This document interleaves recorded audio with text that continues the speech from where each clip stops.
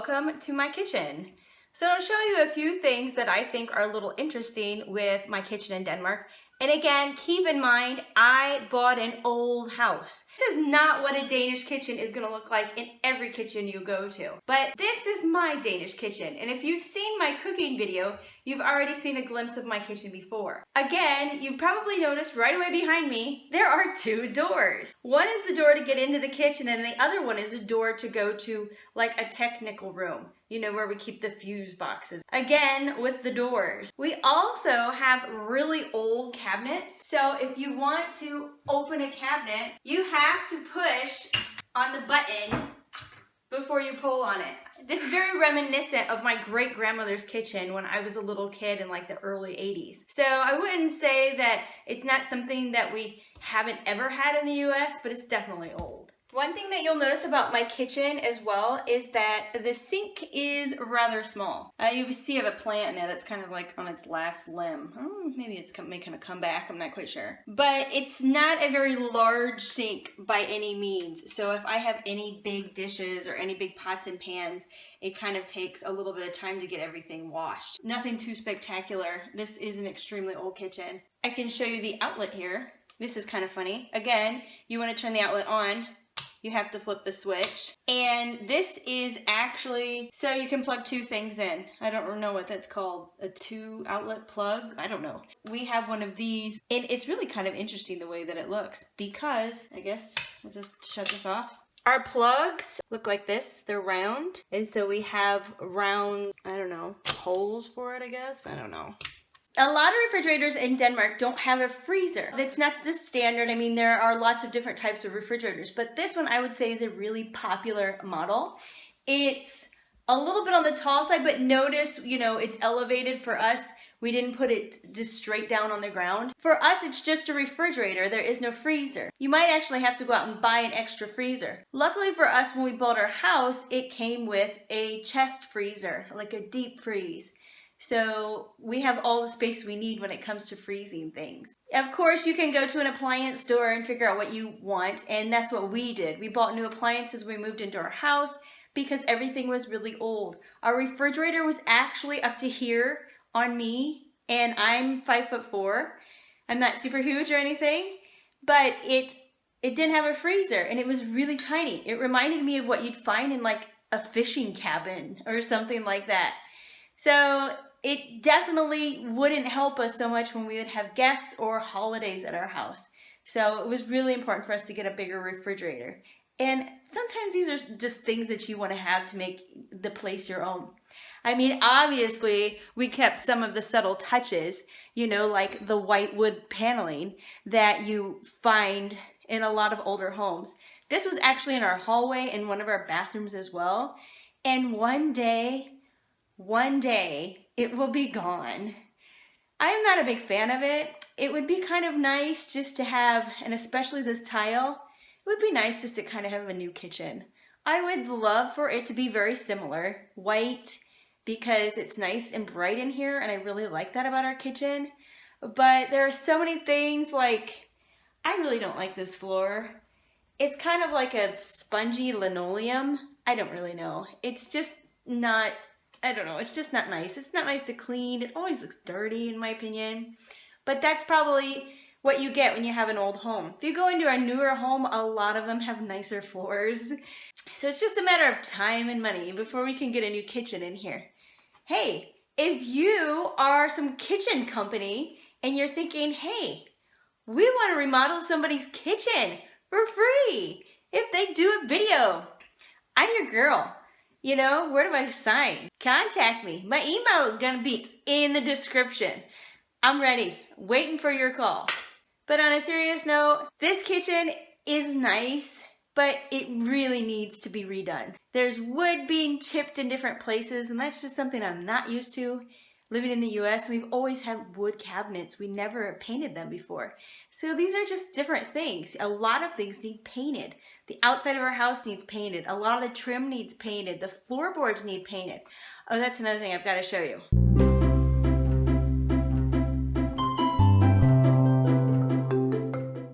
As an attempt to find a spot that has, I don't know, better lighting, which is just not all that gonna happen.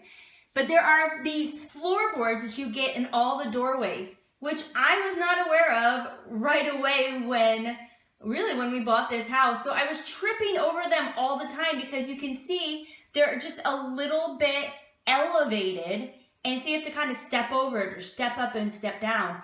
I mean, it's not a whole lot, but when you're not used to it, it's something that can really trip you up.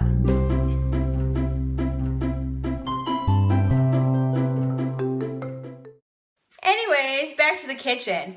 One thing, again, that was very surprising to me is how small the ovens are. And as we've been here for a few years, we've adjusted to it, so it's not so bad anymore. But when you look at my stove oven combo, it's electric, by the way. Ours in the US was gas, so it's a little bit of an adjustment, but there are electric stoves in the United States as well. But with this, you have to kind of push the button in and then pull it down. And then in here, it's so tiny. Some of my cooking sheets didn't fit in here. I had no idea. I was not prepared that there was going to be a difference in size.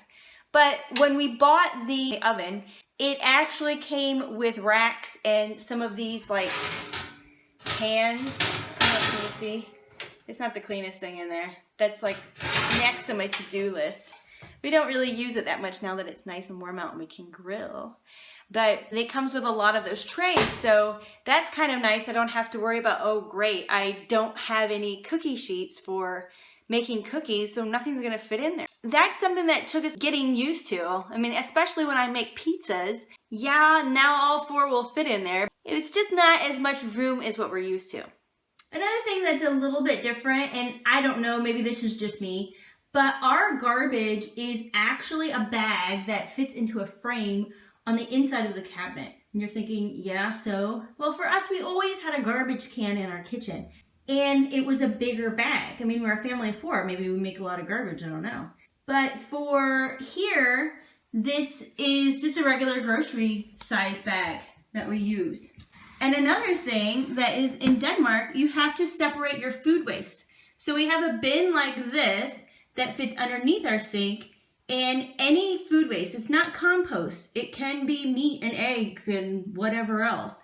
All of our food waste goes into that because our garbage cans have a separate section for regular garbage and for food waste.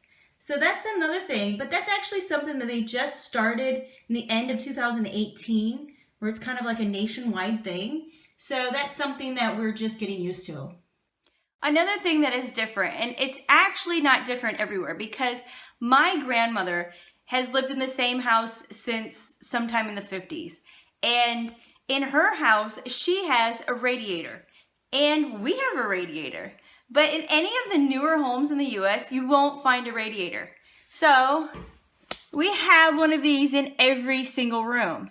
And we have a knob to kind of adjust the temperature. But the difference with this knob is that it's, I don't know, wireless or something, because my husband can go on to his iPad and he's got a program where he can set the temperature. I think that's kind of a nifty thing. But we also have a wood-burning stove in our living room that we use a lot of times in the winter. But we don't have air conditioning in Denmark. It usually doesn't get that warm, but we have been getting some warm summers, so it is a little bit uncomfortable at times. So that's something that's a little different.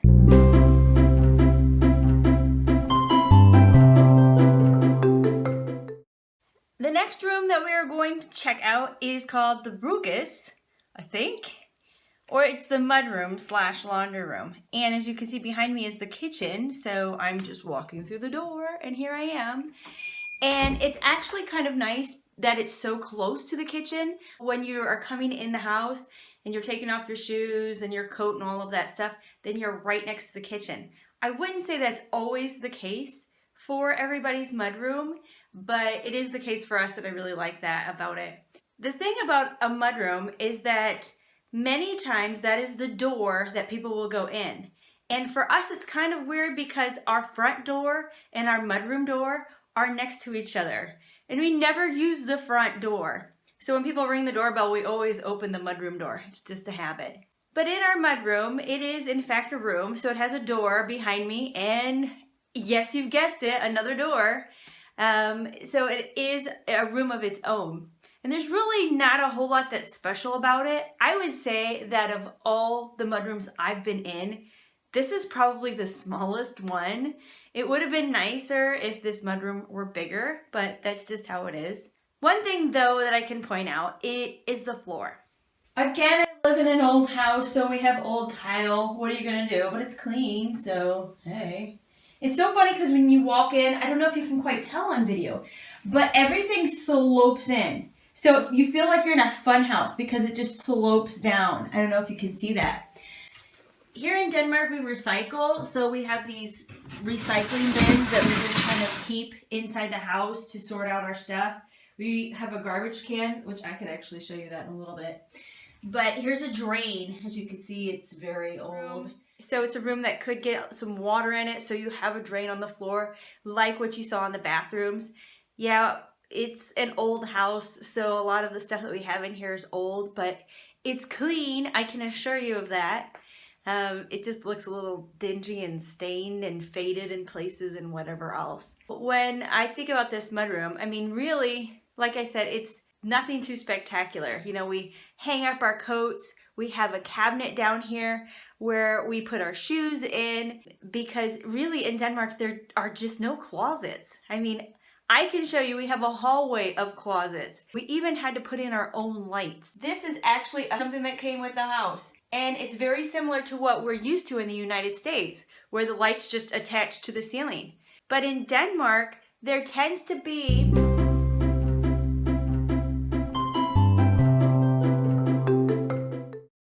you see there's that circle there, and there's a cord coming out of it. And that cord actually goes to this light. And that light we had to put in ourselves. It's weird because we had to pick where we wanted the light, and then we just attached it to the ceiling. Because this little cord here is your light. You have to put in the cable, and you have to put the light where you want it to. So it's not fixed to the wall already. So that's kind of something that's a little different as well. You know, you go into a house and the lights that are in there are the lights that you get. Of course, you can change them out if you want to. But this is interesting because you can put lights in a space that didn't have lights when you moved in. I don't know if that makes any sense, but it's a little different.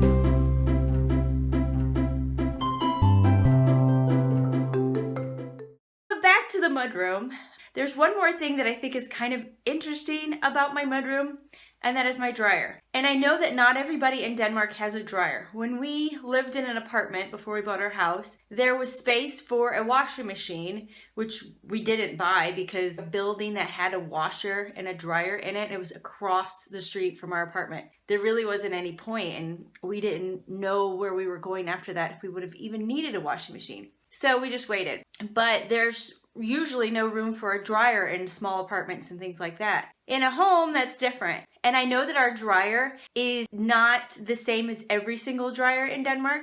It's kind of funny, and I want to point it out to you. Okay, so here's our dryer. You know, it's just a regular old dryer, right? So, you know, you put your clothes in, you've got a lint catcher. It's nothing spectacular. Sometimes the dryer will stop and it will beep and it will have like a little message here, because this tray is filled with water. So when it's drying your clothes, it's actually just kind of like sucking the water out of your clothes. Normally I use this water to water my plants, but that needs to be dumped in order for your dryer to keep on working. And it's different from dryers in the US because I wouldn't say that the clothes get really warm and dry like what we're used to. I have not seen a fabric sheet in Denmark, so things aren't as fluffy here. And it's funny because the dryer will stop when it senses that the clothes are dry. But sometimes I go in there and I reach in and I feel like the clothes are still a little bit damp. And my husband thinks that this is completely normal. I'm like, well, that's not how it is from what I'm used to for a dryer. A lot of people will put their clothes on a clothesline to hang outside. My grandmother growing up had a clothesline in her backyard. I think both my grandmothers did. It's not something uncommon in the US to hang your clothes up outside. But in Denmark, you'll see them hanging clothes out sometimes, not everybody, in the winter time. And I'm thinking, those are gonna be frozen. But remember, they don't get the cold temperatures like we would in the Midwest back in the US. We do dry our clothes outside whenever we can, whenever it's nice out. We do tend to get some rain here, so it doesn't always work out, but I would prefer to have my clothes be dried outside. When it comes to towels and things, I would prefer my towels to be dried in the dryer. I think they feel like sandpaper otherwise. I've been to plenty of places where the towels are hung up on the line or they're air dried and they're just so rough.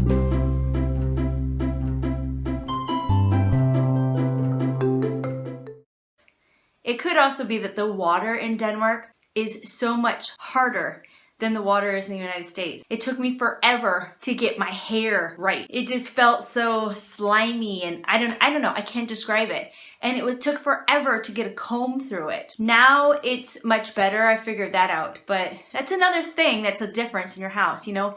My teeth aren't as white because there isn't really that much fluoride in the water. The water is clean here, you know, you can drink from the tap and everything, but it is hard. So that's something people have to get used to. I think that the clothes fade a lot faster here. Water makes things, I think, different for, you know, like skincare, for your hair and for laundry. But the Danes seem to have found a way to make it work out, so I guess I just have a little bit more of transition.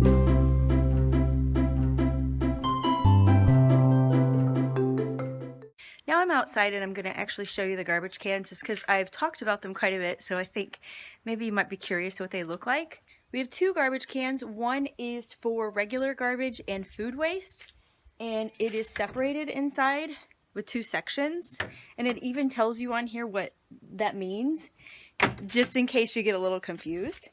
The other one is for recycling. So it's metal, glass, hard plastic, and then paper. And again, this one is also separated with instructions in the lid. I think it all depends on where you live with how often they get emptied. But I think our recycling gets emptied once a month. I don't remember about our garbage. Every 2 weeks, maybe? So it's different. In the US, it would be every week, the same day. But for Denmark, they send us a schedule so we know when to put the garbage cans at the end of the street. We used to have these huge containers, and we actually still do, in different places in the town where you can take your recycling. So it's only been since the fall of 2018 when we've actually been able to have a garbage can specifically for our recycling. Like I said, we have these larger recycling containers that are in different places within the town. Every time our red bins from our mudroom were full up, we would have to walk them down. For us, it was at the end of our street, so it wasn't a very long way to go. But imagine some people don't want to take their garbage out to the curb. We had to walk ours down to the end of the street. And it's not garbage, it's recycling.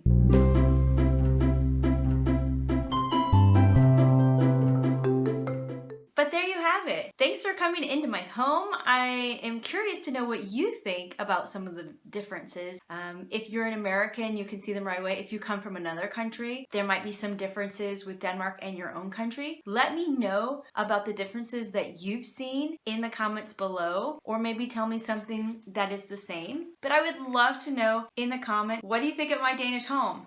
Again, this is an older home. This is not brand new by any means. This home is much older than I am. So there could be some things that we might eventually fix in the future when we have time and money, if that ever happens. For right now, this is how we are living in Denmark. We really do enjoy our home. I love the space with it, but again, at the same time, it would be nice to have a basement where you could put some things, even if it wasn't like a full basement where you could walk down.